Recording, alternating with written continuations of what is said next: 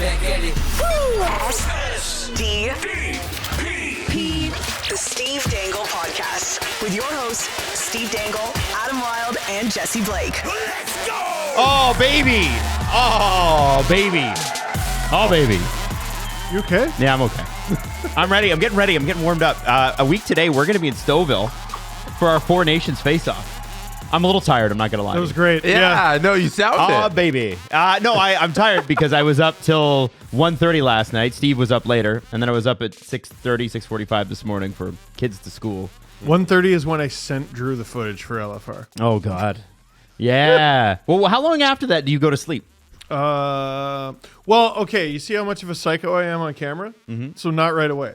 Oh, okay. Like, Right. you don't just go from to, Right.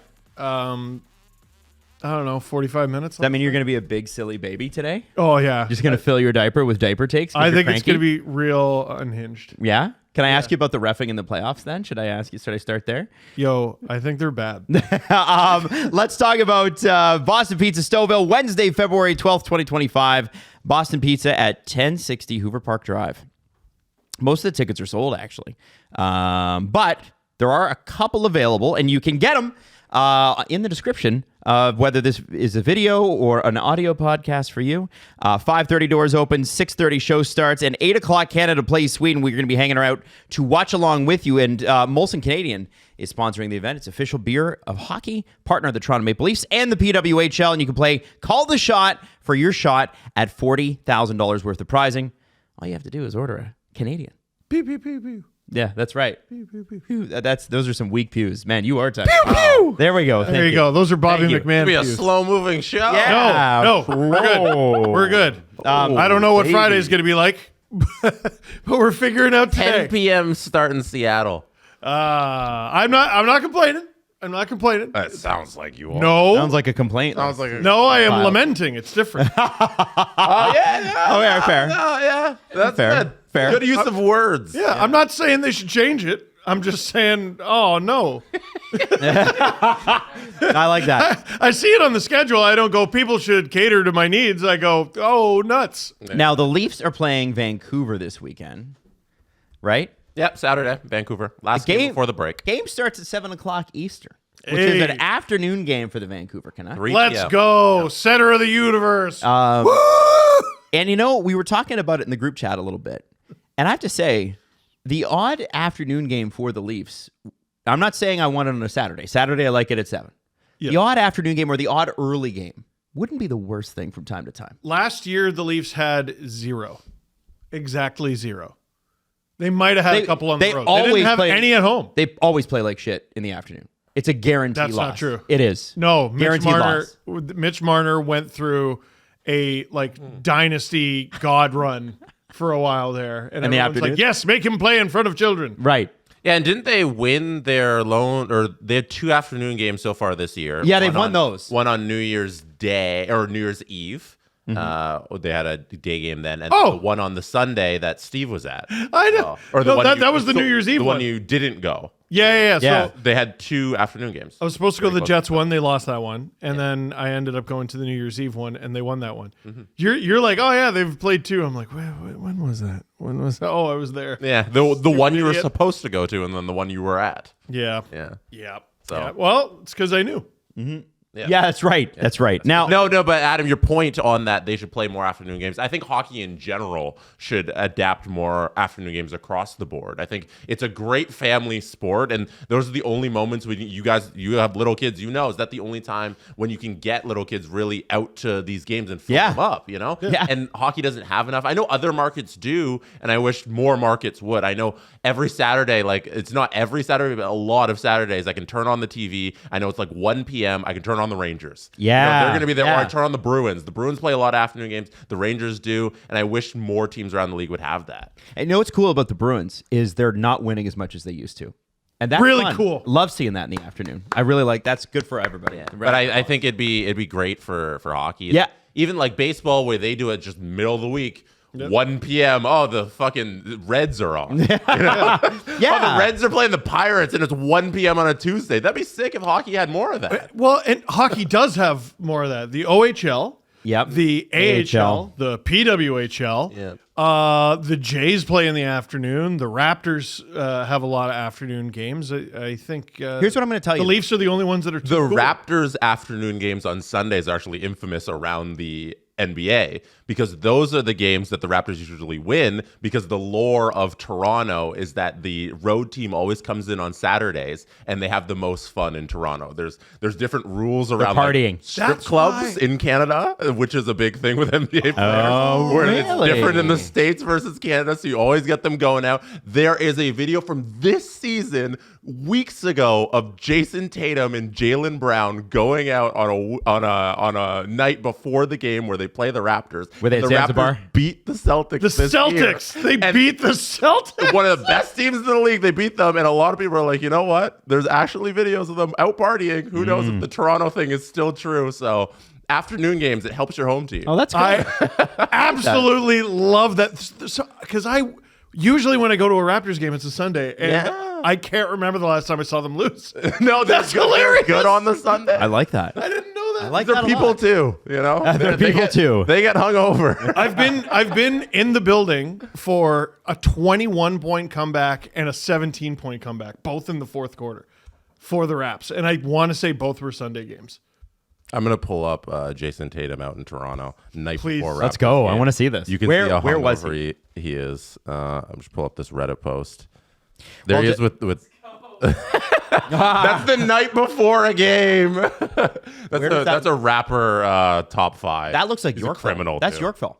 He's a criminal too. He's literally a criminal who's been in jail. But yeah, yeah, that's Yorkville. That's night before a basketball game. He's gonna play in the NBA. He's definitely just out there drinking kale shakes. Oh yeah, yeah. Oh yeah, for sure. And he just he's sleepy. He just flew in from Boston. Right? He just flew in from Boston. That's fine. I have also been sleepy on a Saturday night in downtown Toronto. You know what I mean? You know what I mean? Oh, that's great. I like that. Anyway, so afternoon games, it might help the Leafs. Yeah. I don't know if hockey players have the same tendency to go out a lot on. Yeah. But yeah. I don't know. Hockey players like to drink. I don't know if I've told this story on the That's show. not a thing. I haven't been shy about the story, but I don't know if it's told this on the show. So 2015-16, so this would have been September 2015, media day for the NHL players. They come into Toronto and they do a bunch of media. Now they do it in Vegas. They alternate where they do it. It was at the CBC building. And day one, they stuck me on the coach's corners desk because no one was using it, and I got to shoot a bunch of stuff with players, and they were high energy and except for Sean Monahan, but that's okay because that was the heyday of the boring Sean Monahan thing. Anyway, the next day was so slow paced, and I'm like, are my questions bad? All the stuff that was working yesterday and getting fun, jovial answers out of these guys is not working today. And finally someone had to be like, oh, Steve, they're all hungover. because It's not you, it's them. because the guys on day 2 all went out and partied with the guys who were there on day 1 who were done. But the guys on day 2. So there was I want to say it was a Crosby. It was Sidney Crosby. I want to say Steven Stamkos. And was it Erik Karlsson? There was a 3 of them interview that aired, a part of it aired every weekend on Hockey Night for the entire season. And supposedly before they shot that, they're like, oh yeah, we need Advil. Before we can get out there. Man. Karlsson, I have a photo of myself with Erik Karlsson, and as someone who has been hungover, You recognize game recognized game on that? I know for certain he could hear his heartbeat. Oh in his head. God. If you're ever interested in reading draft day 2 coverage from media members, it's probably not going to be very good. Oh, Might get some sloppy man. writing from those media members and- because we've all been to drafts. We know what happens night 1 of the draft when everybody gets together. we've all seen, the responsible ones finish their stuff before they go to the bar. Yeah. The vets Yeah. finish their article at the bar. They have a laptop and a pint next to it, and they just hope not to spill it. And you know who doesn't do any of that? It's Christopher Johnston. He's got to run. Heavens no. Loves like if you can get him going and have some beers with CJ, he's the best to have beers with. The best. But at the draft, I remember like Julian's going out and he's out till 2 a.m. and you're like, Julian's Insta story is just a bunch of him like blurred and like a bunch of other people that he hangs out with the Athletic or whatever. And then Chris, you don't see not a peep from him. He's up at 6 a.m. going for a run. Like I feel like Julian is living what Chris used to live at the draft. Do you know what I'm saying? Like Julian's out there having a good time, being social, whatever. CJ's like, I've done that. Now it's time to focus. CJ's been to, I think he was saying it's 19 straight Stanley Cup Finals. Yeah, he's done this. He's been there. I'm glad he's still not out with Julian, who's 15 years is a younger self. That he's not still out there partying with them. My record is 2 straight Stanley Cup Finals. Oh yeah, good. Yeah, good. 2. That's pretty good. Yeah. CJ, Pittsburgh, do you Nashville, hear the right? footsteps? Pittsburgh, Nashville. Yeah, both Pittsburgh Cups. Yeah. Home team won both times. I'm kind of interested to see how the decentralized draft really looks because there was a lot of media who were like, this could be really bad for the sport, and they were taking every source that they had. They're ringing up every general manager, AGM. This is bad, right? Tell me this is bad so I can put it in an article, because that's how fun the draft is. Yes, for media. it's the best. It's the best. But they're the correct draft, to do that. as an entertainment product, better last year. So boring before that. Well, day and 2 still began- way too long. Day 2 began at 8 a.m. local. Yeah. What? Like in Vegas? Sadistic piece of garbage. Well, Put that together. And by 10 a.m. they had got to like round 4 because they're like, please just get this over with. Whatever that name's highlight. Let's Our see next if pick that's is fucking a goalie. Any goalie. So yeah, there was a huge pushback, and I was like, oh, this is the media working for themselves here a little bit on this, and I don't blame them, not one bit. They were right. They were right. Now, They were right. Let's talk about the Leafs and Flames last night. Before the game, one William Nylander was asked, what do you know about Dustin Wolf? And he's like, nothing. And he's like, there's a scouting report on him, but I probably won't look at it. And he didn't look at it, and he scored 3 goals. It's his first hat trick in 8 years to the day. His first 3 goals in his hometown, birth town. Hometown, I think he'd call Stockholm. But I think he'd call it Toronto, buddy.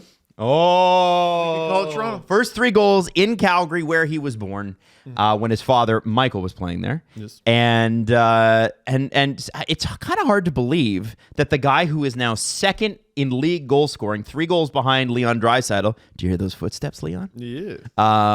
It's shocking that he's never had more than 2 hat tricks. What was the stat on the broadcast? He's had 35 or something multi-goal games, but only one of them was a hat trick. And that, by the way, unlike Jesse, in case you're wondering, Jesse will tell you that a 4-goal game is not a hat trick game. It's not. It's a 4-goal game. He's never had one. A triple, home run's not also a triple. So Nylander has never Logic. scored 4 goals in a game either. Multi-goal games, they should just say he's had 35 2-goal games or 34 2-goal games and 1 hat trick. No. They could have said that.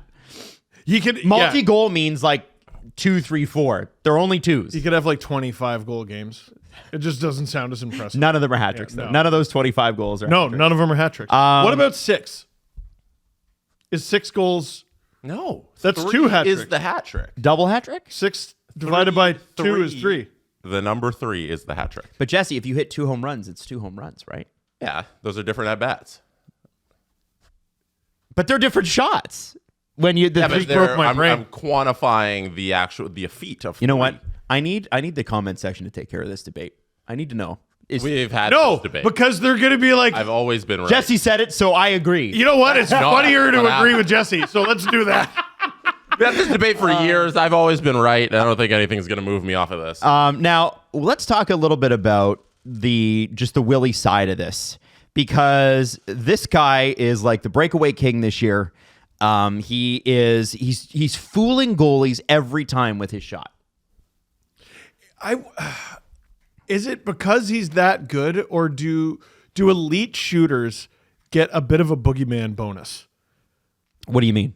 Tell me. Well, you see Willy, you see Draisaitl, you see Matthews, you see McDavid, like you see certain guys come down on a breakaway. Doesn't a little part of you poop your pants if you're a goalie? Oh, I think you're freaked out, yeah. Especially if he's already beat you that night. And I think Dustin Wolf, younger goaltender, spectacular January, rookie of the month, guy's going to be a stud. But, at this point in his career, he's never seen some of these guys before, so he's got to figure them out. Yeah, he's got I think a scouting report would probably do him better than Willy. Right. Because I think if you're the shooter, you sort of adjust to where the goalie is. Right. Yeah. Yep. Willy, I almost feel like he's talented enough that, like, I don't know how badly he needs the scouting report. You know what I mean? Like, yeah, no, he's just some other guy standing in the way of the thing I'm supposed to put the puck in, and I'll shoot at the empty space. Right. Ideally, it goes in. I make the LFR in my head as the game is going. Mm-hmm. And at the end of one, it was going to be like the ballad of Dustin Wolf. And I was going to finally give him his shine because, like, the conversation around the Calder, there's been a lot of, I'm going to say Eastern bias around it. Like, and Canadian bias. I mean, Lane Hudson in any other year, I think, is the runaway Calder winner. Mm-hmm. He plays too much. He's put up too many points for a defenseman. It's not about like Michkov or Celebrini being bad. Like, do they end up being better players? Yeah, there's a good chance. But Lane Hudson's been ridiculous. Dustin Wolf has like a preposterous record, really good statistics, and might take a team that a lot of us thought was potentially going to be a bottom feeder into playoff contention. When was the last time a rookie goalie did that? It's a rare gift. Yep. It's a rare thing and before the season, I was like, okay, well, surely Calgary's going to get another goalie. It's just Vladar and Wolf. You're throwing Wolf to the Wolves, basically, because it ain't going to be Vladar. Mm-hmm. And if it is, it's going to be a problem. Mm-hmm. He's completely changed my perspective of the Calgary Flames. Remember a couple years ago when we were like, yeah, the Sabres are going to finish second in the Atlantic because of Devin Levi. Whoops. That's what. Nope. We got the wrong goalie, wrong year. There it is. Dustin Wolf. I think Levi is going to be great, but Dustin Wolf, the Flames, I thought they were rushing him.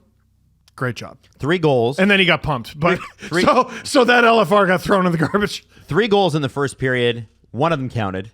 Yes. And it felt like the Leafs had played really well. But I thought as soon as Farabee scored and they were like, it's his first goal as a Flame, I'm like, of course. Of course it is. The Leafs are so leafy that he scored his first as a Flame twice last night. Isn't that great? They still won, but he scored his first as a Flame twice. That was so funny. They got the puck and they had to throw it back. Yeah, hilarious. I don't think I've ever seen 3 seen goals that. last night. Did he have 3? I think one of them was discounted, but he had 3. Didn't he have 2 goals after the goal? Am I wrong? I think only one after. It was only one? Unless he got credited with something else. Oh, okay. Maybe I'm wrong.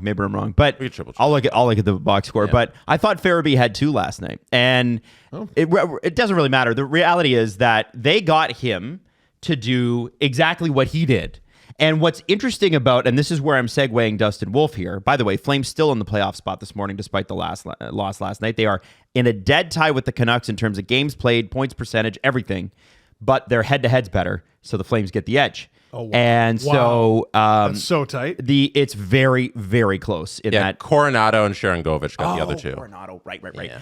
They did give it to Sharon Govich. Damn it. Yeah, because didn't it like hit off his pants or something? Yeah. Mackenzie Weegar fantasy holder. Damn. You got an apple, right? I did, yeah, but it was the goals are worth more. Right, Yeah. right. As they should be. Yeah. I think the thing is, there are going to be guys that do well under Torts, and there are guys that are not.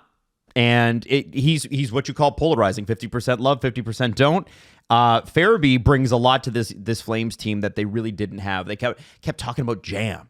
Oh, he brings jam. I'm like, ooh, is it strawberry? Is it raspberry? What's the best jam? What is the best? Raspberry. Good. No question, raspberry. But he does have that element of there's something there. I didn't really notice Morgan Frost in the same way. He might take some time to adjust. No, I agree. But I thought Farabee was like, oh yeah, I can see why they wanted this guy, and what a great trade that was for them. when the trade happened, I mean, listen, you can't pay like super minutia attention to absolutely everybody on all 32 teams. No. You pick up pieces. What does Bob McKenzie say? Know one thing about each team? Yes. Right. Smart. He talked about waking up in the morning. All right, what's the most important thing for this team today? Right. When they announced that trade, I was like, oh, they got rid of Farabee? He makes $5 million? I didn't know that. Yeah, but he's pretty good, though. I like to play. He has 19 points. That's it? Mm-hmm. So I'm a big proponent of good players don't magically forget how to play hockey. Something's obviously rotten here. I guess it's the relationship with the coach. But he's going to be separated from his best friend. Oh, his best friend's in the deal too. All right, so they get to go to Calgary and have fun. The Flames are a good team, man. Like, that was the impression I got last night. Mm-hmm. I did too. I think that they are not... Like last year, they just seemed a little... I mean, it didn't help that they were literally the lead story on Hockey Night in Canada or during headlines every single week about who they were trading. But despite the talent leaving, the guys that are there pulled it together. I thought their power play looked clean. I mean, it helped that the... Yeah, I hope that... we'll talk about the Leafs power play in a second. It helped that the Leafs kept giving them 5-on-3s. Oh, my God. We could talk about that part, too. We need to have a word with Simon Benoit. But sure. The Flames are not the mess they were 18 months ago. They were a mess 18 months ago. Well, remember the Jets were just a sad sack franchise. They're on the verge of blowing it up. Then they doubled down on everybody. Scheifele and Hellebuck, 8-year deals. And we're like, okay, I guess let's see. And it was 1,000,000% the right decision. They just needed a reset. All right, let's have a summer. Let's friggin' sit on a dock for a little while, do a couple push-ups, whatever the hell they do. Yeah. And let's start game one fresh. And right away, it was the right decision. With the Flames, I feel like all last year, we're like, there's too many players for them to be this bad. They had a talent. That was the surprising part about the Flames is the talent was there, but it felt like that Oilers series had just blown their confidence out. And then, of course, you lose Gaudreau, Tkachuk. Well, this summer you lose Markstrom, and you got better in net. It's a funny thing. It is, and whether or not they make the playoffs, because the Flames are a house money team. You make the playoffs, that's great. Go as far as you can go. Have fun, boys. If you don't make the playoffs, I still think you look at this season as a pretty successful one already, assuming things continue to go the way that they are. Obviously, it's better if you make the playoffs. But I think you're set up pretty well for the offseason. You're set up pretty well for next year. And, when things were really bad, things like the Kadri contract and the Huberdeau contract kind of hung over the Flames. It was like, well, how would they ever move on from those? Oh, Kadri still got it. Watching them last night made me miss him. Yeah. He still got it. Watching them last night, I was like, I don't feel like this is any sort of drag on this team. No, not at all. Not even kind of. At $7 million, especially going forward. Yeah. Not that Flames fans ever disliked Calgary or Kadri, but it was he was one of the names that could have been moved, right? Yeah. I don't want to be misconstrued. It's like he was one of the names where people are like, well, yeah, but it's, he's in his early to mid 30s and it's a long contract. And he's John Tavares' age. I know. Isn't that wild? I don't know. They played together in London. I know. Same draft year. They were drafted 6 spots apart. I don't know why my brain won't compute that. But they are. I think it's because Kadri is this fun, ridiculous, fiery guy, and John Tavares just quiet, drinks kale and wears amulets and just sort of doesn't say anything. We'll talk about John in a second, but just from the Calgary perspective, really, even though it was a 6-3 loss, impressed, really impressed. So much of the team was special, or so much of the game was special teams. Yes. Right? So yep.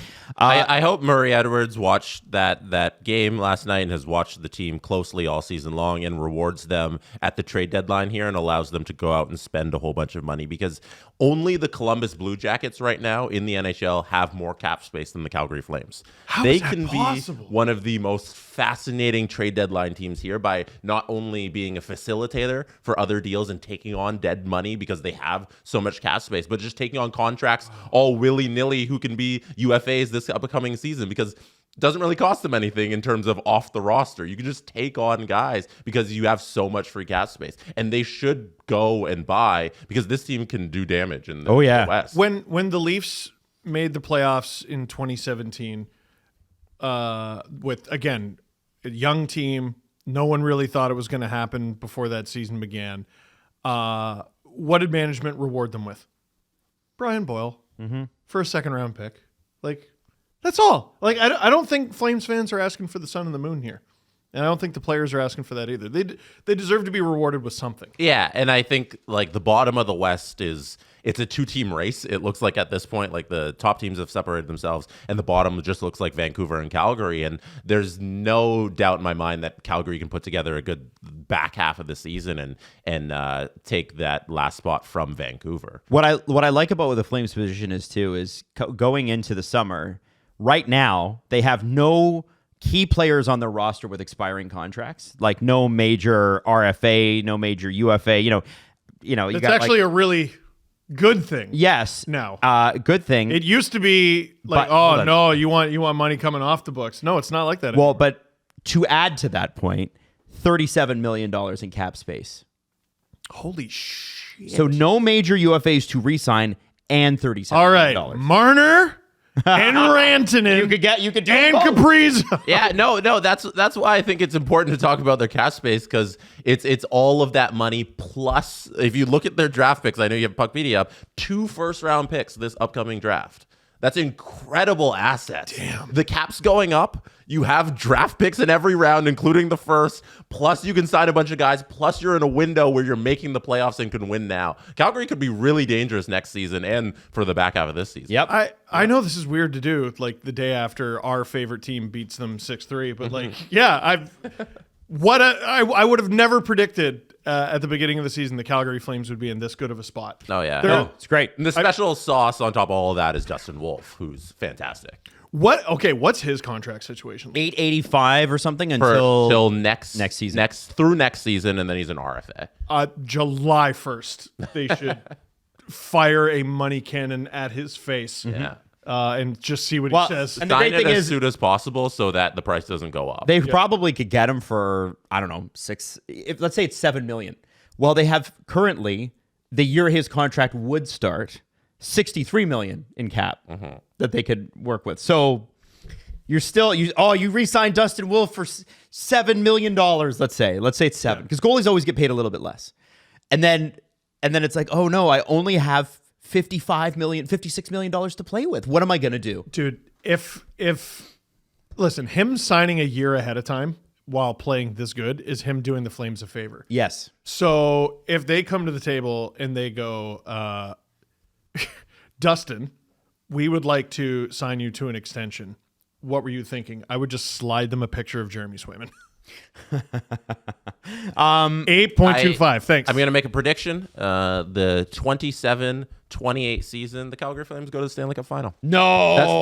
That's the first year of their new building. They are primed to be a really good team in the next few years. I think it would be serendipitous if their first year in the new building, finally Calgary gets this amazing Sharon new Govich, Jesse. It would be very Sharon Govich if that season they make a run to the Cup Final. And they I think should that'd be cool. aiming for that. You're I right. think that'd be sick. My one thing with the Flames. What? One thing. Oh, dear. Oh, And this is- Adam hates Alberta. Straight. I hate your 10% flat income tax. How dare you keep your money like that? No. What it really is outside of Dustin Wolf, and sometimes a goalie's enough, who's the elite talent 2 seasons from now? Excuse me? Who's the elite What did we talent? just talk about? Outside of Dustin Wolf. $63 million in cap space. What if- I will buy my elite talent. You're going to go buy it. Okay. Who cares? Connor McDavid, Calgary Flame. Why not?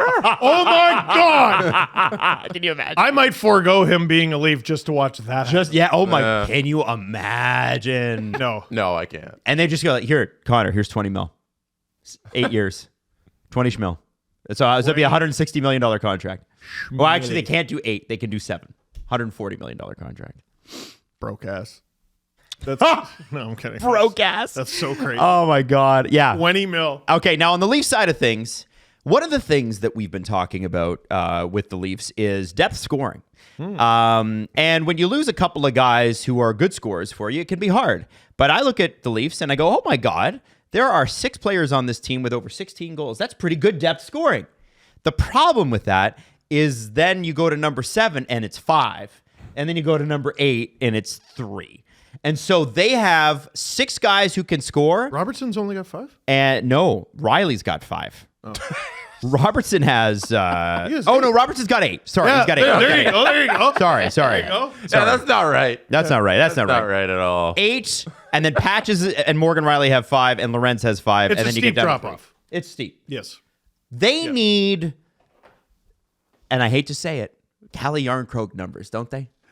You need a guy with 10, 11 in there, and that kind of smooths it out. Because that's good. You guys, this team, it's very likely, assuming injuries are not a factor in this, that they have 6 guys cross 20 goals. And that's a solid, that's great. So most teams would love that. Here's my thing with some of the depth scoring on this team. Can they score? Or are they given 0 opportunity to even try?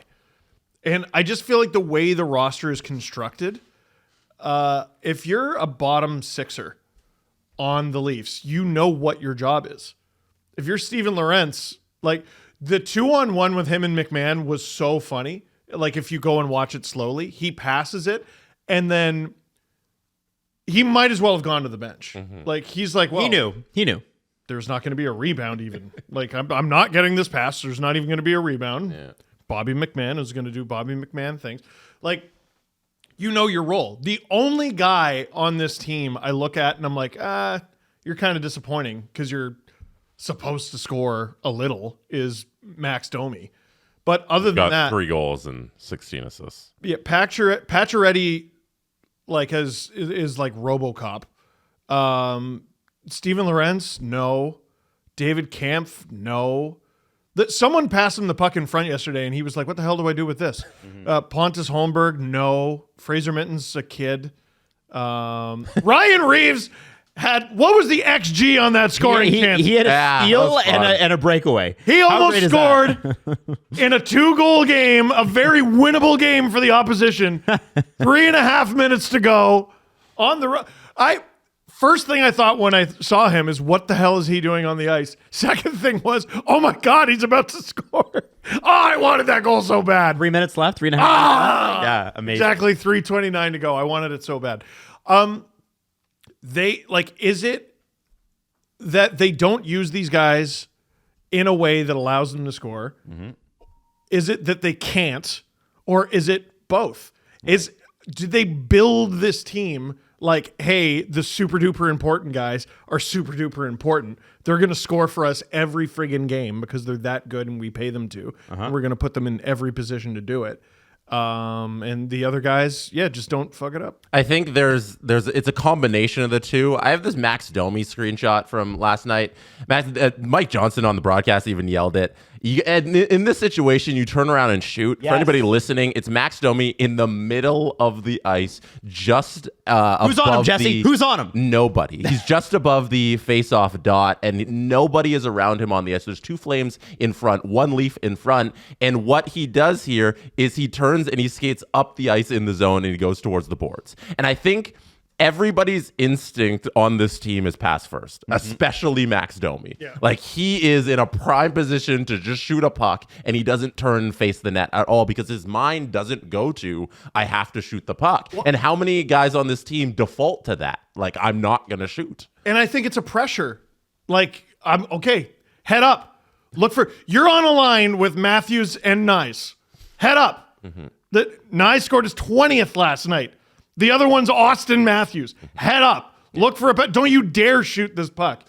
Now, there's... The funny thing about this play here, I can't play the video or anything, but this ends in a Max Domi shot. Yes. Because Max Domi comes around and then he finds Austin, and Max Domi goes to around the blue line, and then he comes back into the center of the zone, and Austin hits him again, and then Domi finally shoots. Yeah. So Austin had to feed him back the puck to get this shot off of his stick when Domi should have just shot it initially. You know how Robertson couldn't hit the broadside of a barn? But then he got hot. He got his confidence, and like, even though he hasn't scored in a little bit, like, he's playing really confidently. I feel like Max is the exact opposite of that. Like, Robbie, just keep shooting, and you'll find your way out of this. And with every Max Domi shot, I'm like, I think you're making it worse.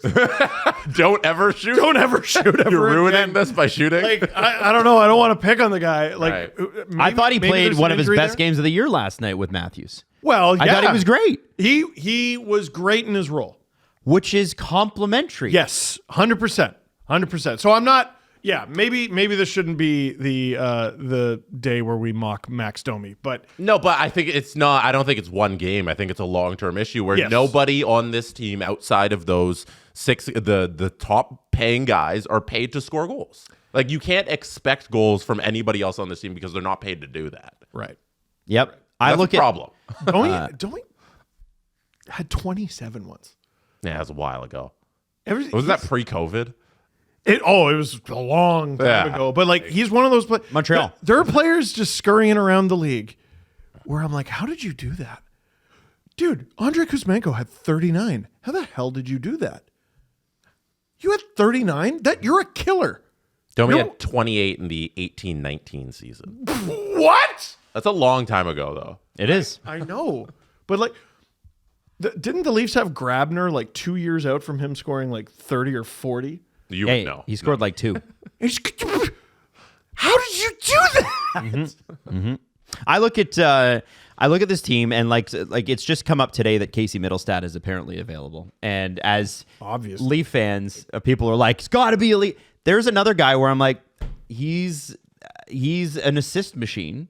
He's got a lot of points. He is a good player. Good contract. 2 more years at 5.75. Yep. But imagine you have assist machine Middlestat next to assist machine Domi.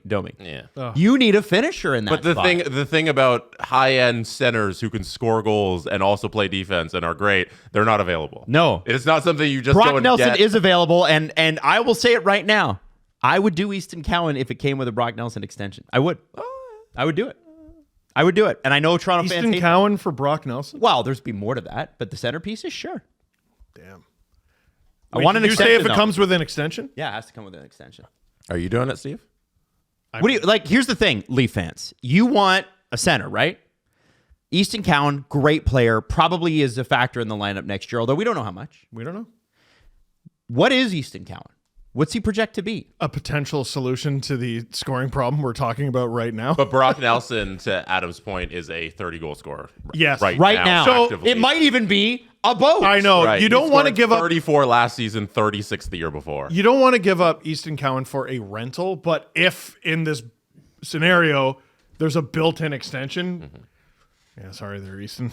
Sorry, bud. Caveat: you are the New York Islanders, who are hot right now. They're on fuego. I think it's they 7 shouldn't- in a row. they shouldn't be trading Why are you anybody. trading Brock Nelson? They shouldn't be trading anyone. Tony D'Angelo, Norris. Good Lord. Take that, Dom Lucian. Oh my God. It's a joke. It's a joke. I think What, the contract? I think too, like, I want them to get a trade done like yesterday. But the reality is, as Jesse points out, there aren't a lot of sellers right now because there's not a lot of teams that are out. No, there's not a lot of teams that stink. And the Islanders don't stink anymore. No. That's why the Sharks trading Granlund and Ceci is like, all right, we're gonna sell, we're gonna accumulate picks and first rounders while these teams are figuring out whether or not they stink. Speaking of which, the Sabres should tear it down. Well, we're getting to that corny ass franchise next. my God. I am so embarrassed for the Sabres. But when it comes to the Leafs too, the play last night, the play in Edmonton, I have found, guys, looked a lot more like what the Leafs we got used to under Sheldon Keefe. The Oilers make you open up. Their speed, their ability to finish. You could tell, like, it's in a game like that, you want the Oilers, like, not having Matthias Ekholm a factor. It just is. That's a game of inches between the Leafs and the Oilers, and not having a guy like Ekholm sucks, right? Yeah. With the Flames, there's a talent differential. The Leafs are a more talented team. They Didn't have Marner. and they didn't have Marner. And like I don't even know if we've mentioned that yet. But I think everybody with who looked at them on paper could tell you that. What I thought was interesting is they did play, again, a little bit more of an open style and didn't let the defense lag, where I thought they let themselves down a couple of times, because I don't really think the Flames should have had 3 goals last night. But you give a Wow. team 2 5-on-3s. Yes. and they're going to score. And especially for the length of the 5-on-3s. If you didn't see the game last night, these 5-on-3s weren't short. They were like, somebody got a penalty, I think it was Timmins, and then McCabe puts it out 8 seconds later, and he gets a delay of game. So it's a minute 52. Joseph Woll has allowed 6 goals over the past 2 games, and I don't know if there's a bad one among them. I totally agree with that. Like, We gotta what are talk, you though. supposed to do? I'm a Simon Benoit defender. I don't care what his advanced stats say. I think he is a valuable depth piece on this team, especially at the money they're paying him. But when you cross-check somebody in the head on a non-play, He might get fined in the middle of the show. he might. He's lucky it was 2. It leads to more mistakes, which led to the next penalty the Leafs got, which then put them down 5-on-3 again. Simon Benoit, from the start of this year, has been bad penalty magnet. And we've talked about the fact that he's had a tight whistle this year from the refs. Fine. Always does. But that is a absolute, like, there is no way, unless it's the playoffs, that is not a penalty. And I don't know what the team needs to do to sit this guy down and go, Simon. You don't need to do that. You don't need to do stupid shit. You got your stupid. extension. You got your extension. You're fine. You're a millionaire. Yes. We all like you. Yeah. You play more games than you don't. But I will say this, like, if we're looking ahead to the deadline, like, we're a little tunnel vision with the third line center. They probably need another right D. That'd be nice. Okay, so if we want to set it up where it's righty, righty, righty, lefty, lefty, lefty. So that would give us right side of Tanev, new guy, and one of Hakanpää, Timmins, or Myers. Mm-hmm. And then the left side would be McCabe, Riley with new guy, and OEL. That puts Benoit on the outside. Mm-hmm. Especially if you're cross-checking people in the head when you don't need to. Yeah. Like, now, he's I think he's a luxury as a 7th D. yes, I agree. But that if I'm Brad Treliving, that's probably what I try to do, is make him into that. Yeah. I was hoping for him after that extension that, last year he had a solid year by his standards. And you go, okay, I want him to take a step forward this year. I think what's impeding that step forward is the amount of just penalties he doesn't need to take. Like, you look at the types of penalty. It'd be one thing if he's like out there fighting and he's getting a bunch of 5-minute and his PIMs are going up or whatever. The types of penalties he takes are dumb. They're just dumb. How many and I like this guy. How many coaches has he had? Well, he had was it Dallas Eakins in Anaheim? I think he might have been Eakins, Cronin, Keefe, Berube. Yeah. The kid's 24 Okay. or 25 or Yeah, whatever. cool. No, I know. You don't need to take. No. You don't need to take holding penalties. You don't need to cross. You don't I need agree. to take his high, like the slashing or the hooking Yeah. or that stupid. I don't care. I'm Every trying coach to is gonna tell you explain the same thing. problem, but like it's still a problem. He's the problem, Steve. Yes. Get your stick under control. Yeah. Don't get out of position. Your job as a depth defenseman, always be in position. Game's a little too fast for him sometimes. Yeah. It's not great. Not great. That's probably an upgrade I would do. Dude, your left side's McCabe, Riley, OEL. I'll get over it. Yeah. I promise I'll get over it. Like, Yeah. You just need maybe one more right shot, D. You're right. Yeah. So we're not advocating for Myers or Murmis to get in there? I was actually wondering about Murmis maybe Thursday against Seattle. But like I have no idea like how he's been with the Marlies. This is a guy he played over 50 games with the Wild last year. NHLer. The trajectory is a lot like Benoit. That, like when they got him, it's like they're trying to get all right, who's the next Benoit? He's older. I think this is the time of year you see what you have, but maybe they decide, there's 2 games before the Four Nation face-off. Let's not go reinventing the wheel. Let's just make sure everyone gets out of here unscathed. Do you think Marshall Rafai should get a shot? God, can he finally? They haven't used him at all this season. Guy's a hostage. It's Yeah. no. I want to see him get in there, but like Yeah, I'd like to see him get in there. I would. And who cares about anyone's feelings? If 26-year-old Steve Dangle was still doing LFRs right now, I think we'd get free Marshall Rafai videos. Yeah. 100%. 100%. Listen, you make content for a living about a team 82 games a year. You start finding weird crutches. And I used to be a huge... I'm so friggin' smart because I know about this Marlies guy. I used to be a huge advocate for just you wait. They call up Tim Stapleton. And they're going to make the playoffs. This is the key to this team. Tim Stapleton. Tim Stapleton, it would be Marshall Rafai or Alex Steves. We'd get use Alex Steves videos. I was weirdly protective of Brendan Leipzig. Mm-hmm. Sorry about that. Yeah, swing and a miss. I still think they should give Steves a shot, but They did. Yeah, you have an abundance of like Rafai. You signed Rafai to a 3-year extension. The fuck? Like, I see him. Get him in there. Whenever I get the opportunity to go to practices, he's always out there as like one of the last people out on the extra ice. You know, afterwards when everybody's done practicing, he's out there with the coaches, out there with the other scratches, and just practicing all the time, not playing games. But now I think he's back down with the Marlies. So yeah, that's like thing. Taylor Hall hasn't signed a contract as long as Marshall Rafai in like half a decade. Like, yeah. I'd like to see him get in there. I'd like to see them try different guys, but you got, it's also 2 road games. Mm-hmm. I don't know. Just get to the break. Oh yeah. Yeah. But that's why it's kind of interesting. Like, why wouldn't you give Marshall Rafai a shot before the break? Yeah. Well, they'd have to call him back up and then do all that. Oh, yeah. He's not going to get the chance. Oh, okay. So who is with the team now? Right now, it's Myers and Murmis. Oh, in terms of defense. Okay, put Murmis in. They sent Rafai back down, so. Yeah. Yeah. I just think that's... But he was up for like months doing nothing. Yeah. Know? How many games is it? How many professional hockey games is Marshall Hashtag Rafai? free Marshall Rafai. Free Rafai. Free Marshall. Get him in there. Yeah, he played 2 games with the Leafs last season. That's it. I liked him. That's it. Like we can't.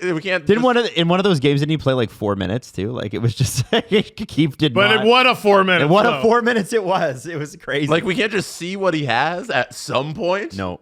Or between anybody. those 2 games and now, I don't know. I mean, hell, put Myers back in. Right. He hasn't played for, I think, over a week.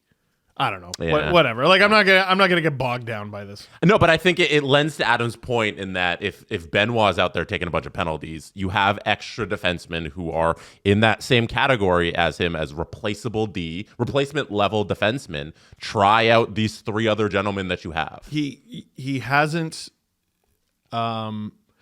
He should have the same relationship with his spot in the lineup that Timmins and Myers do. Mm-hmm.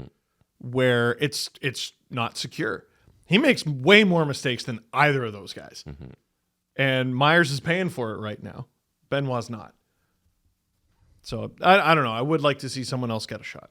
I want to talk about the Buffalo Sabres last night. Can I do William Nylander thing before we move off the Leafs? What do we got? William Nylander, you asked about shot deception. Sometimes hockey is a very simple game, yet very complex. This is William Nylander fooling Dustin Wolf. He's on his outside leg, his right leg, and Dustin Wolf is sliding to the wrong post because William Nylander looks like he's going to shoot to the inside blocker side of Dustin Wolf. So Dustin Wolf slides that way, and William Nylander is able to wait so long that he just goes to the other angle where Dustin Wolf did not slide. And this is something he's done consistently every single time he's on a breakaway. I have this one where he did it to Jonas Johansson of the Tampa Bay Lightning. So William Nylander is coming up on the breakaway. He pretends to go the other way before his shot, and Johansson slides the completely other way, drops down his knee, and William Nylander just shoots to the empty side, and it's a goal. He's just too good at being deceptive at a shot. Wait, that's him shooting to the blockers. Yeah. Yeah, so this time, So you don't even. no, so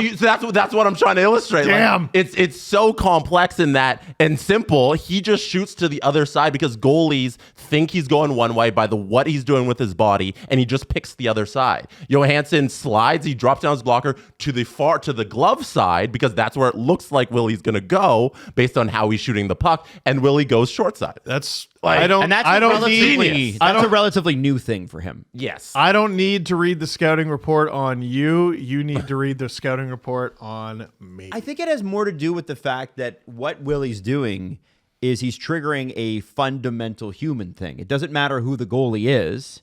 What you're doing in that situation is you can go left, you can go right, or you can hold and make the goalie come across and go 5. He looks like he's faking shot to send a backhand pass.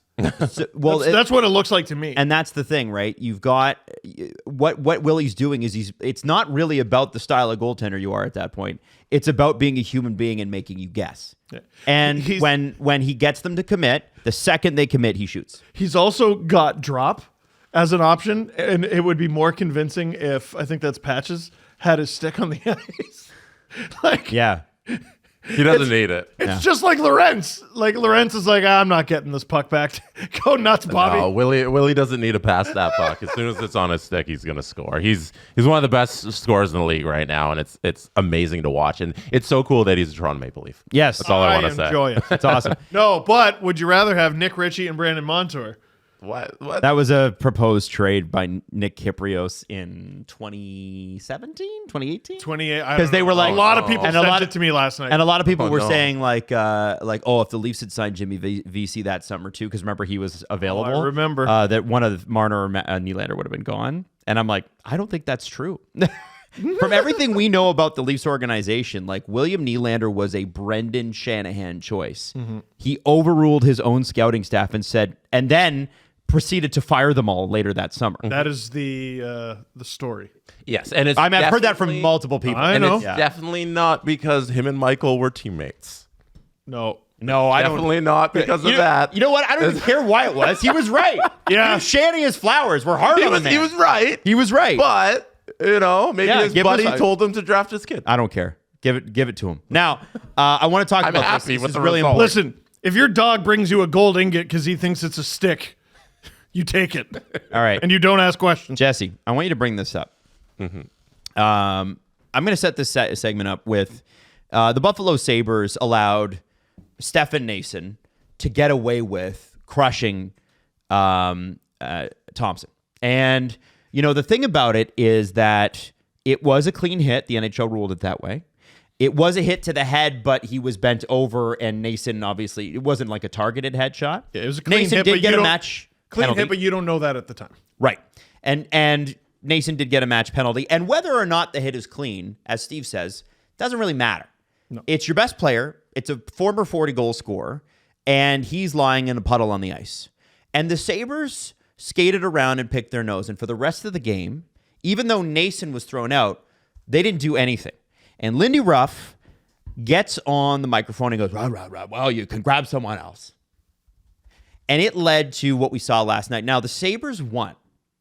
Okay. But what I saw, to me, I felt embarrassed by.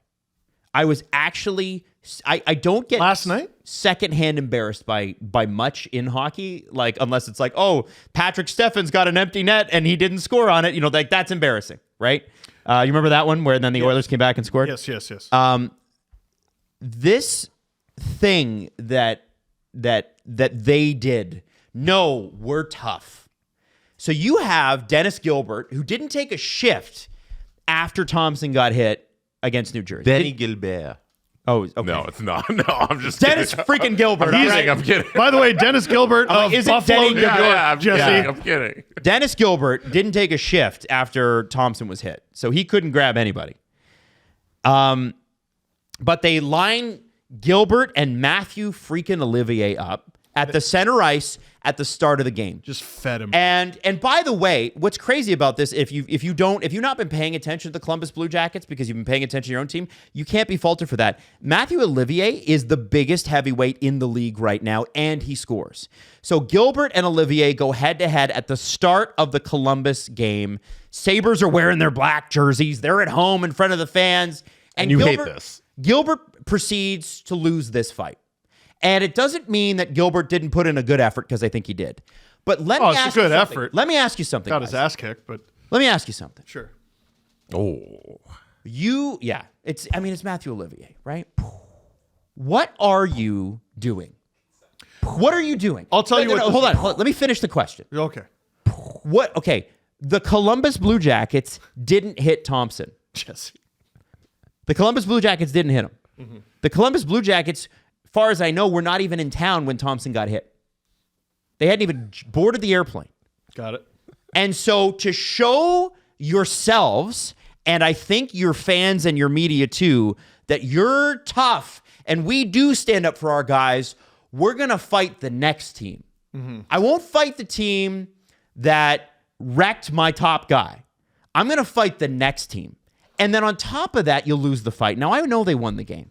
Columbus is a good team. They're not a great team. Well, New Jersey is a great team. they're a team that's and New Jersey's a little bit soft. But you know who's softer, even after last night's fight? The Buffalo Sabres. What an embarrassment. A staged fight to start the game so that you can feel good about leaving your teammate in a puddle on the ice the previous game. To quote Lindy Ruff, what a joke. Yeah. From the 98 playoffs against Toronto. Absolute embarrassment. I can't believe that this even happened and that anybody could walk away from that situation and go, you know what? We sure sent a message. No, you didn't. No, you didn't. You're still corny. You're still soft. And Matthew Olivier still kicked your ass. And here's the thing. Is it that the Buffalo Sabres didn't want to, or is it that they don't have the personality? I think they don't have the personnel. I don't think they have any. I think they got a bunch of guys who are big for nothing. Get out of here. You don't think, mate, I don't know if Rasmus Dahlin's going to do it. I don't know if Owen Power's going to do it. Who's going to do it? Well, Dennis Gilbert, apparently, the next game. This was the thing. And listen, Adam, I don't think you're wrong. I don't think you're wrong at all. But I have a different spin on it. Okay. I think this could be what changes things for the Sabres. I know. Okay. I know. Great. Listen, there's no reason to think that. But you have one. Yeah, so tell us. They got embarrassed in a way. Like, listen, teams lose games. Teams lose games. Teams have bad seasons. These guys, as professionals, whether they've been with the Sabres for a long time or not, they've probably experienced some bad seasons. They've probably experienced some good seasons. Ebbs and flows, comes and goes, whatever. The whole league is calling you soft. You are. I know, but that's embarrassing. And you got Lindy Ruff probably parroting that to you in far more crass terms behind closed doors. I saw Craig Rive, former Buffalo Sabre, now radio announcer, right? Speculating that I think it was Mikael Samuelsson wasn't. He was scratched because he was on the ice and didn't fight. Supposedly, there's a legitimate injury there, but then you see everyone speculating like, yeah, maybe it's a little bit of this, maybe it's a little bit of that. Guys who are injured are not expected to fight, and they don't get in trouble for it. No, and I'll give you a great example. As long as we're talking about guys named Greg Gilbert, used to be head coach of the Toronto Marlies. There was a AHL guy, I don't even remember who the game was against, and he tried to fight Darryl Boyce, who was playing but had a busted hand. Yeah, so couldn't fight back. And he said he swore into the microphone, like he didn't mean to. He caught himself. He goes, he's got a busted digit. Why the fuck would he fight? Because his hand was messed up. So whether Samuelsson is being punished for not fighting, or Lindy Ruff is going, all right, if you can't fight, if you're worried about it, then that means you're not fit to play. You can't play. I don't think the Sabres are going to turn it around and make the playoffs because of this, but something has to change, and it's got to start with pride in absence of talent. So Dennis Gilbert's your answer? You guys, It's not a you great guys answer. skated around and picked your nose after that hit. Yeah. And you did nothing the rest of the game too. It's not just the immediate aftermath. It's not just Stefan Nason. And Lindy Ruff said this in the press conference. Yep. He said you can grab someone else too. And so they did nothing, Steve. Nothing. they And hold lined- on, let me finish. No, They okay. did nothing. And then they're like, you know what? Our solution is we'll get him next game, and it's going to be Dennis Gilbert? What are you talking about? So they That line is up- not toughness. Yeah, but that Adam- just shows that you're looking, all the guys, all that talent, all those big bodies looking down the dressing room was like, Dennis, can you handle this for us? Because this is hard. No. This is too hard. See, you're getting there. You're getting there, Adam. You're getting there. This is bad. It is bad. It is bad. But wait a sec. So they take, hey, Owen, can you go do this? I make like $1 bajillion. I don't really think I want to, actually.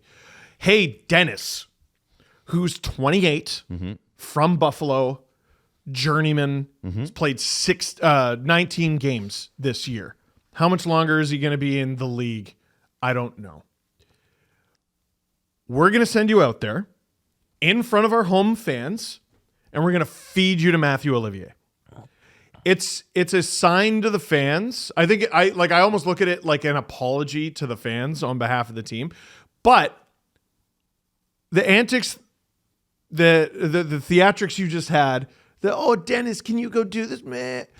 I almost wonder if it's Lindy Ruff using Dennis Gilbert to humiliate the rest of the team. Okay. Because think of how shitty you must feel as a Sabre watching this poor guy Get fed to Matthew Olivier in a staged fight. get fed to him off the opening draw. And you know that they had a chat at center ice and warm-up going, listen, I need to fight you tonight. Can you give me a fight off the top? And Olivier was kind enough to hand him that ass beating. Now, what I think is being lost in this conversation is how did the Sabres reward the fans and Gilbert? They won. They won. Right? So again, is a lot of it ridiculous theatrics? Yeah. Does it make up for the complete inaction of the Devils game? Absolutely not. Is it a start? I think it is. We'll see. It is pathetic. I understand. I don't believe it. I think they're pathetic, and I think it's not all their fault. Well, it can't I be think one you thing. had. No, I think it can be both. You had a bad, shitty start to the season. Your GM bitched to the media about how hard it was not having palm trees. Boo-hoo, Kevin Adams. You're making millions of dollars. Figure it out. Yeah. You knew when you signed the contract that it's Buffalo, not exactly a free agent's paradise. So figure it out, Kevin. You wanted the job. You know what, Kevin? You could have said, I don't want the job. I can't figure this out. I need a place with palm trees to be able to bring free agents in. Could have done that. And the fans and the media let him hear it. Then you have Terry Pagula come into the dressing room and tell the guys, hey, you know what? I know you're having a tough season. We're not going to help. We're not going to make any trades. Don't expect anything. So I don't really, if I am a Sabres player and I'm like, well, this season's kind of shot. What about, and they're clearly not committed. What about if I didn't fight and saved my knuckles and my fingers and my wrists and I just try to make it to next season? Did you catch the TSN panel talk about Cousins? Well, yeah, he's available. Yeah, sort of. He's available for a player for player trade. That wasn't the impression I got. The impression I got was the Sabres want him. He fits there. Again, there was a sense of confusion as to why he would even be available from the panel. Something like 20 teams have called. Of course they have. What are they doing? Yep. That I don't understand that at all. So at some point, even if it's ceremonial, if it's just a gesture, this team, their management has to do something for the guys who are currently here to be like, here's why it's worth it to be a Sabre going forward. Because it's pathetic right now. And I think last night feeding Dennis Gilbert to Matthew Olivier was a wake-up call. What I'd love to know is how much time did Gilbert play in this game? Good question. We can look that up. What I will say is I hope they took him for dinner afterwards. Oh, fuck. Or Yeah. tonight. Yeah, somewhere that serves like a nice like bisque, a nice Pacific Rim bowl. Is it something real easy to chew? Yeah. Gilbert played 8 minutes and 41 seconds. Honestly, that is 8 minutes and 39 seconds longer than I thought. He had 1 point. He had an assist. He's a +1. Hey, good for him. There you go. Lost in this whole conversation, you mentioned the Buffalo Sabres won against the Columbus Blue Jackets. They also beat the Devils that game where they didn't fight. They also won their previous 2 games before that. And Buffalo Sabres are on a 4-game winning streak. Soft. So, Listen, I'm so excited for them to finish 6th and with this 4-game winning They streak. are I'm sure there'll building be momentum in the right direction. A lot to hang their hats on. I hope they get ahead of the Detroit Red Wings. All you can ask for is to win games in the right direction. Win games that are in front of you and you head in the right direction. They're doing that currently. And again, I don't blame the players fully for this. I think this is a management, I think this is an ownership down issue, and I think the fans know it, right? I think the fans know it. They've been lobbying Pegula for years to please do something. By the way, it's looking like Jason Zucker might resign there. He is. That's a good sign. He is. It's interesting. Cousins available. Zucker on deal that's not. That doesn't go into next year. Expiring deal. Not available. I think because I think they like his character and what he brings to the room and the leadership he brings, veteran presence. And I think for Zucker, he's been bounced around. It's like Pittsburgh, Dallas. Was it Dallas? Minnesota. Zucker? He's been all over the place. And so I think he's probably like, hey, I found a home and I'm kind of happy to just be here. Wasn't he a Coyote for? He was a Coyote, yeah. So here we go. We got Minnesota, Pittsburgh, Arizona, Nashville, Buffalo. And that's, by the way, since 22-23, it's 4 different teams. Penguins, Coyotes, Predators, Sabres. Too much. Here's part of why I think I'm right with Gilbert. Okay. And I think this applies to Cousins, is the Sabres, like just any story I've ever heard about them, and the way they run things like from the top, they're weird. They're friggin' weird. Yeah, they are. Like, They are. I'm not comfortable sharing particulars. They're just weird, and they do things in a really weird way. And the insiders' confusion at the Dylan Cousins stuff, to me, says it's all bullshit. The Sabres are putting this out there to try to motivate him because they're weird. It's exactly the sort of weird thing they would do. Now, that's me being kind. The mean thing would be if they actually traded the guy for no good reason. I don't understand that. Again, from the person I talked to who has a little bit of insight on this, they said apples to apples trade. I don't know what the apples to apples trade is unless you're making it with Vancouver and it's Elias Pettersson, and that's not apples to apples because you'd have to add to that to get Pettersson, I would think. Yeah. Yes. Like a lot. But they seem to, really want him. They were one of the teams that were really hot on Pettersson. Calgary was rumored to be in on Cousins. That would make a lot of sense. It just depends what goes back to Buffalo. I can't think of like what on the roster. I can't think of anything that makes sense. This show is brought to you by BetterHelp, and I'll say this: never a bad time to start therapy. Never a bad time to check it out. I will say this also: don't wait for it to be critical. No. We always kind of say that. Don't wait for it to be like, everything is falling apart. Sometimes you could just be going along normally and go, I just don't know how to solve this one thing. And that third party, that therapist element helps you kind of work through that. Yes. Your decision-making, I think, gets better. I think your ability to process emotions gets better because you get to step outside of yourself. And the great thing is you can do it with BetterHelp, and you can do it on your schedule. 24 hours a day, 7 days a week. You get matched with somebody in 48 hours. If you don't like that person, you don't vibe with them, whatever, you can switch it up. We have weird schedules. How do you guys feel about weird schedules and your therapist working around that? It's pretty good, right? It is a handy thing. Steve, have you ever considered potentially booking with BetterHelp after a Leafs playoff loss? Like that night. Get them on the phone, put them on LFR. Have them on call. Hey, can you do a little jump on LFR? Can you listen to me record this and tell me if it's healthy? Here's the deal. We want you to give it a shot and find out just how much it can change your life, because it changed all of ours. BetterHelp.com/STP. And today, we're going to give you 10% off your first month. That's BetterHelp.com/STP. BetterHelp, HELP.com/STP. Alexander Ovechkin scored another goal last night. Empty netter. Beat the Florida Panthers. And he's just that much closer to Wayne Gretzky. And I just... No.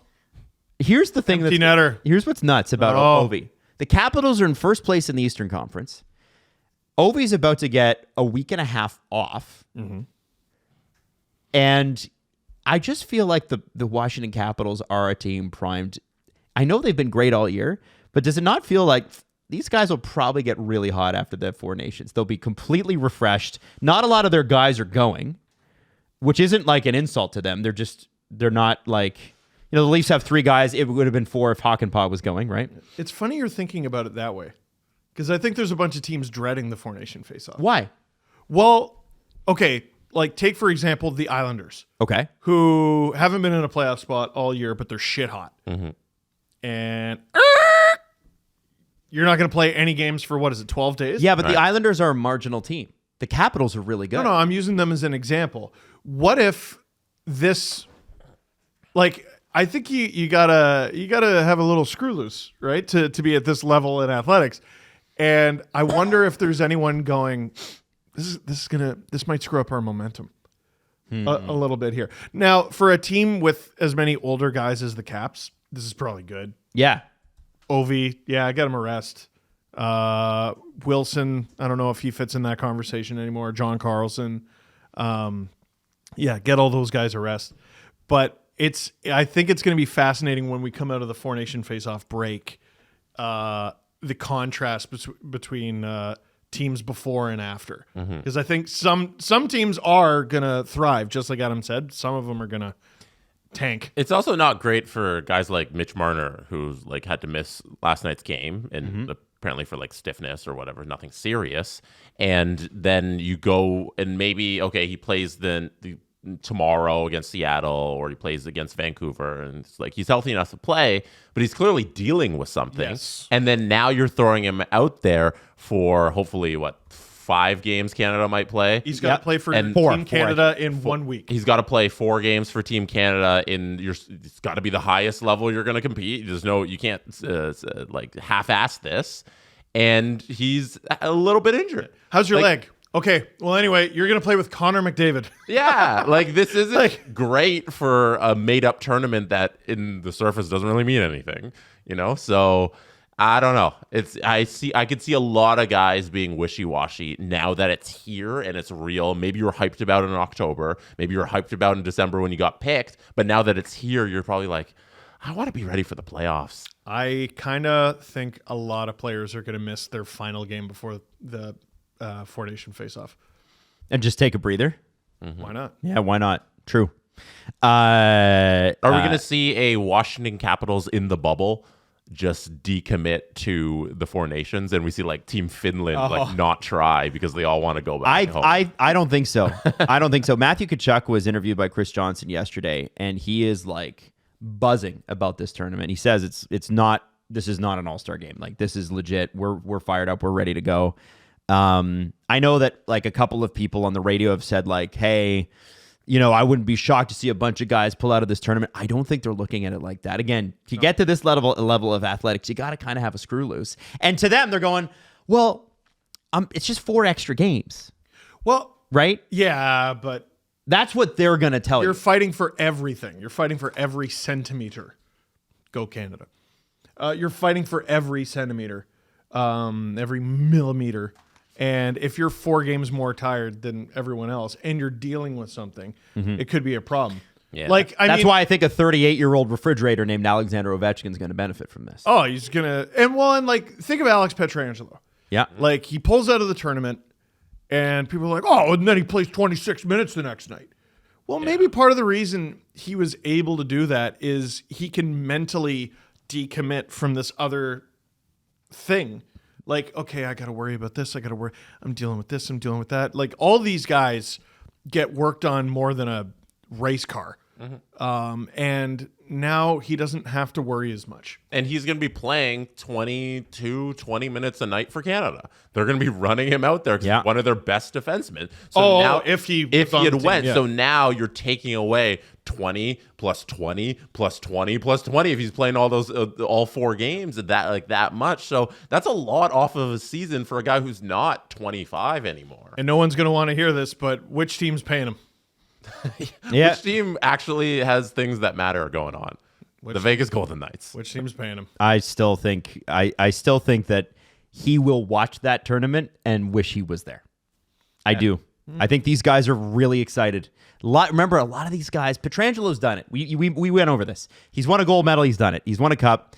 A lot of these younger guys, they've never, since the World Juniors, they haven't put on their. I think it's different. It's thing. different for younger guys. Yeah, they have less to deal with. They are younger. Their bodies will bounce back quicker. For these guys in their mid 30s, it's going to be trickier, or even early 30s. Some of these guys have played in an international tournament, but never for a country.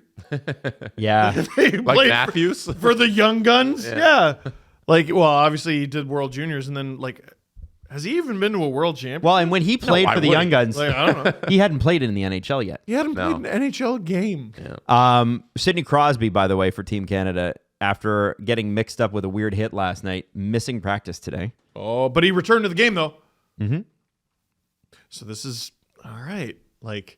Should I practice today or shouldn't I? Yeah, I got the 4 Nations coming up. You know what? I'm skipping this one. We'll see.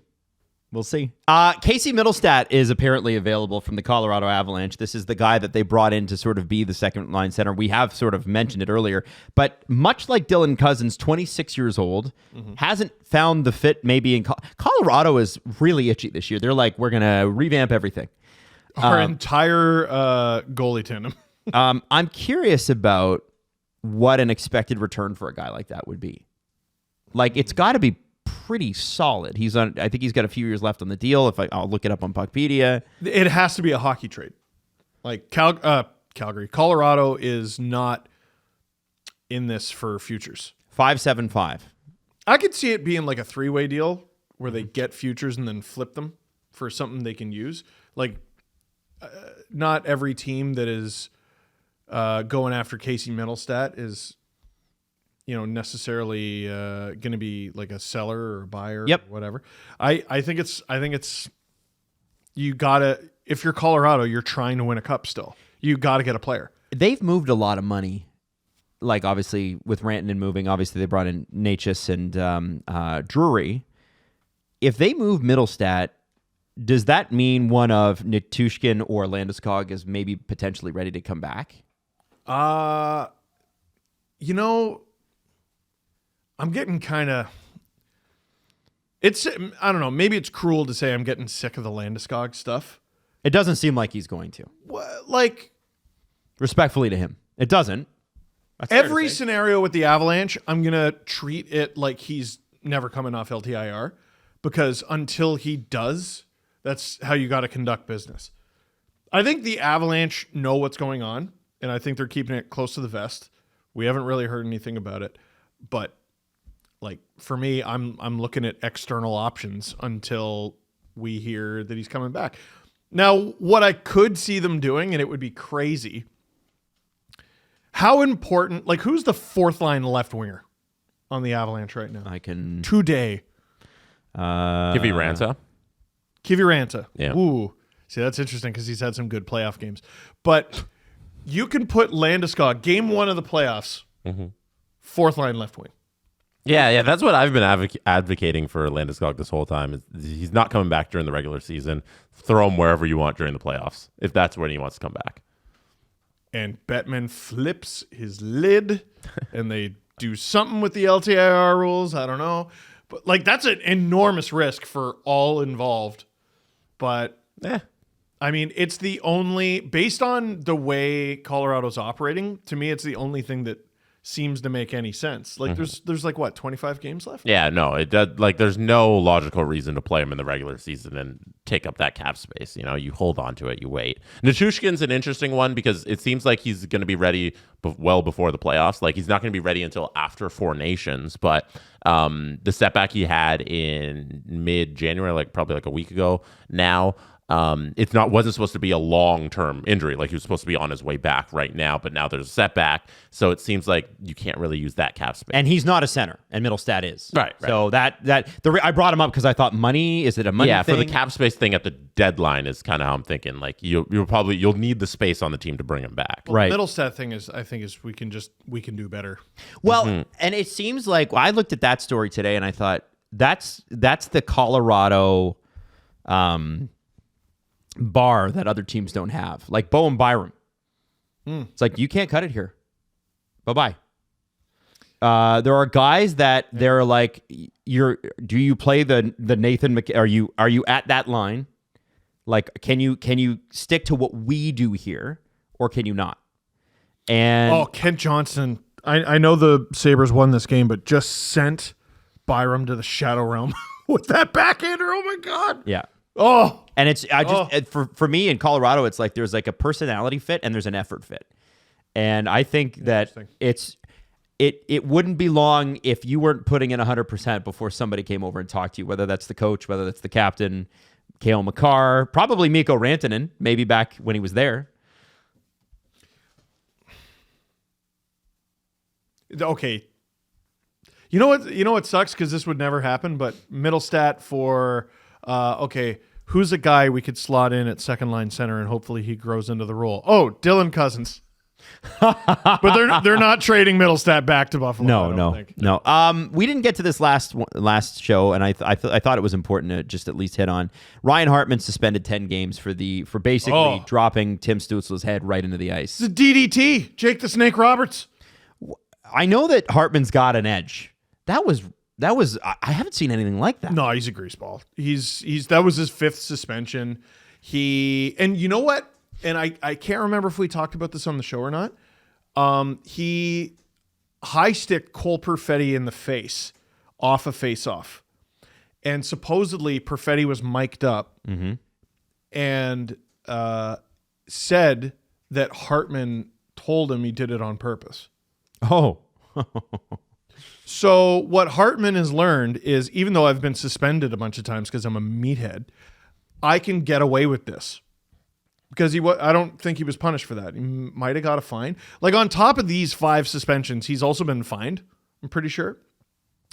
Matt Rempe got 8 games because the league said that's enough.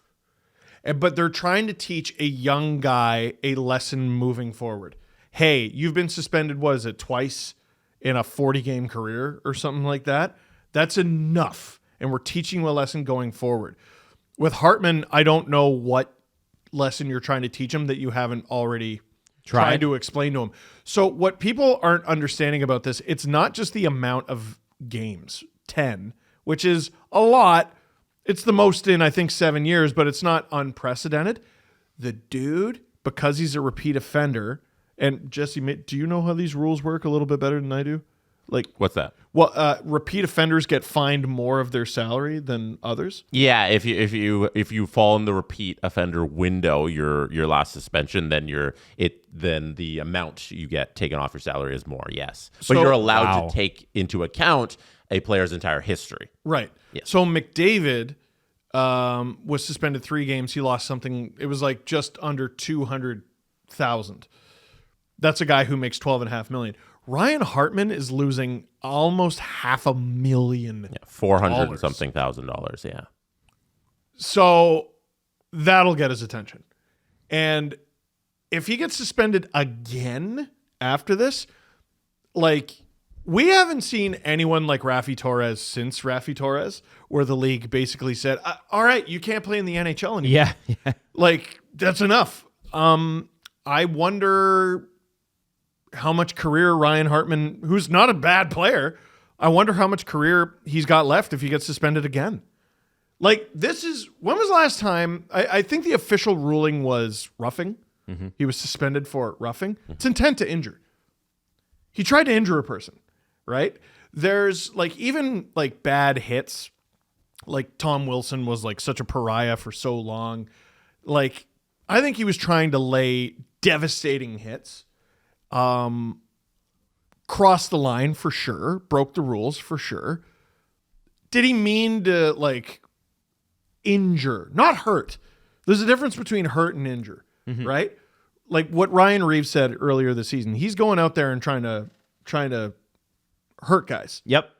He's not hitting them for something to do. He's trying to have an impact on the game. But trying to injure a player is something hockey players are rarely accused of and then Punished for. That's exactly what he did. I don't know what you're trying to do to Tim Stützle other than injure him and take him out of the game. You're so lucky. You're so lucky Tim Stützle got up from that. Because if he doesn't, you're looking at 20 and $1 million. There's no way he only gets 10 for his 5th suspension, and Tim Stützle is lying motionless on the ice. No, you get a Dennis Weidman type, when Dennis Weidman hit the ref. Dennis Weidman got, I think 20. it was 21 games. Yeah. Like then it was backed off to 10 or something, but he'd already not played. Yeah, like I don't, maybe it's because Ryan Hartman's not that big of a name or something, but like he's got, I think, the worst rap sheet in the NHL right now. Yeah, Ryan Hartman, the way he plays, like he doesn't have a place in the NHL for me. Like is the next incident doesn't have to be anything. Like right now, he's earned that medal of we don't need you in this league, just based on the way what he's been fined for and the suspensions that he's gotten down. It's been 7 fines, 5 suspensions now. And the NHL Department of Player Safety made a note in their video, and they said that every 60 games, this player receives some sort of supplemental discipline. They said it blatantly, and they're sick of his shit. Less than every season. Less than once every a season. single. We have to either fine you or suspend you for something. And it's not that he's in cases where he's like a tough guy, and he's like a Jacob Trouba case where he's like hitting guys really on the borderline. He's blatantly trying to injure players consistently. Yes. And there's an incident where he slew-footed Leon Draisaitl. He slew-footed Alex DeBrincat. He checked Elias Pettersson's head into the boards back in the bubble. Cole Perfetti whacking him in the face off a face-off dot. And then you got this Tim Stützle one. Like he's collecting the Infinity Stones of injuring Canadian teams' players. It seems like throughout his career, it's been fabulous to watch. But this is a guy. The Leafs are done playing Minnesota, right? No, they're next up. Like he's aiming for them. No. But consistently in his career, he's trying to injure other humans on the ice. And it's not even like humans at this point, or the other players at this point. It's also the referees. He was suspended 3 games for throwing his stick at a referee. I don't even remember that one. You can just keep going down the list of things that Ryan Hartman has done in his career, and they're all trying to deliberately hurt other people in non-hockey ways. That's what he does, and he doesn't have a place in this game. 10 games isn't enough, if we're being honest. No, and he's a valuable player. He scores. He has points. Sure. No, he's not. And I'm going to throw the book at him right now. So 34 goals is his career high. That was a few years ago. He got 21 last year and 45 points last year. Career high 65 points. Guess what? He's played 48 games this season. He's got 7 goals, 10 assists, 17 points. He's a team worst -8, and he's way overpaid.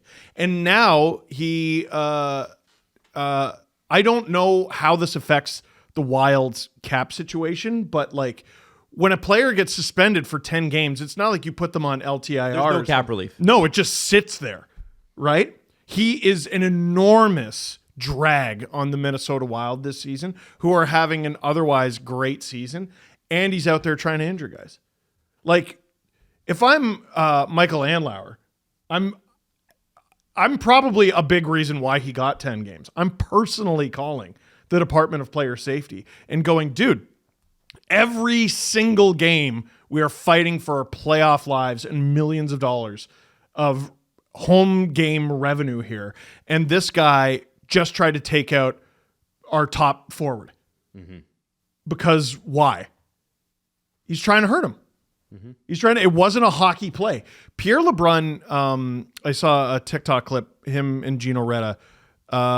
As inconsistent as George Peros has been, one thing he said at a press conference years ago was he wants to crack down on non-hockey plays.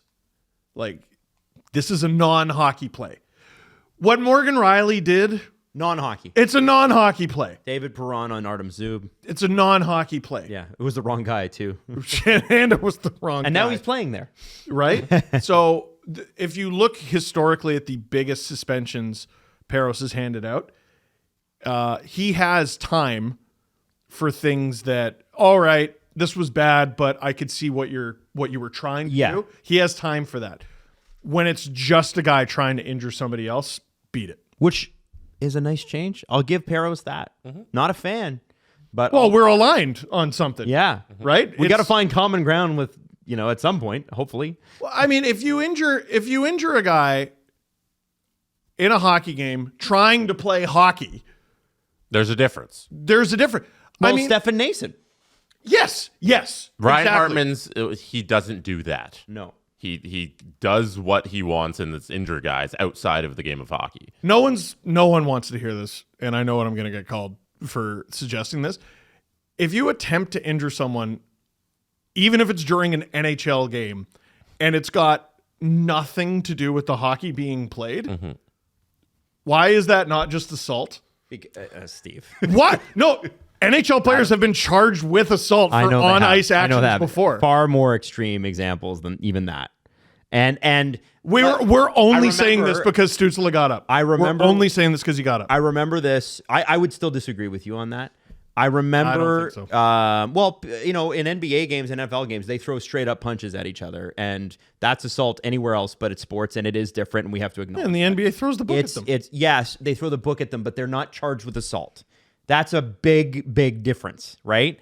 There's legal costs. There's years, because it's years to process something like that, even if they don't even bring the charges to court. That's a completely different process. Now, one thing I will say is, I remember a former Senators owner actually trying to get somebody charged with assault, and that was Matt Cook. Wow. When his skate did, I think, still accidentally sever Erik Karlsson's Achilles tendon. Yeah, well, and that's another star player, and it's also a player who deserves no benefit of the doubt Matt whatsoever Cook? No. in Matt Cook. Yeah. ECHL coach Matt Cook, by the way, I think up until this year. Oh, yeah. He was the Growlers coach, wasn't he? I didn't know that. He was. That's right. Yeah. 10 games is a lot for the NHL, for the Department of Player Safety. It's the longest suspension for an on-ice incident against another player since Tom Wilson was suspended in September of 2018 for a check to the head. That was originally 18 games and then reduced to 14. I think it was, or something like that. It was reduced eventually, but it's still more than what Ryan Hartman got. But it's not enough for Ryan Hartman. People might have forgot because he's been a little bit better behaved in recent years, but Tom Wilson's reign of terror in the NHL It was a good run. half a decade of dudes just getting brained. Ugh. It was bad. Yep. Let's do. Can we do the press conference? I think Steve needs to sleep, so We're Yes. gonna wrap it. See, you told me. yeah. You told me to do the press conference. no, demand you press literally conference. you asked it. You asked it again. Are we gonna do the press conference? I'm gonna start demanding. Adam the press Wild. conference. I demand the Mal- press Mal- conference on Friday, impression. but not now. We're gonna let Steve go home and go to bed. Yeah. Cool. Bye. Bye. Get out. Bye. Get out. Bye. Okay. Leave. Get out. Hey, Steve, do you want to hear about this new Arizona Coyotes arena deal? No. What is that? It's A really thing? good. No, of course it isn't. No. But remember last year he kept leaving? Yeah. No, Like, I was Steve, about we to have a say that's not news. That's not news. That's real. Ryan Hartman fan, Steve Dangle. The Steve Dangle Podcast. Follow the guys on Twitter at Steve_Dangle, at Adam WYLDE, and at Jesse Blake. Connection complete.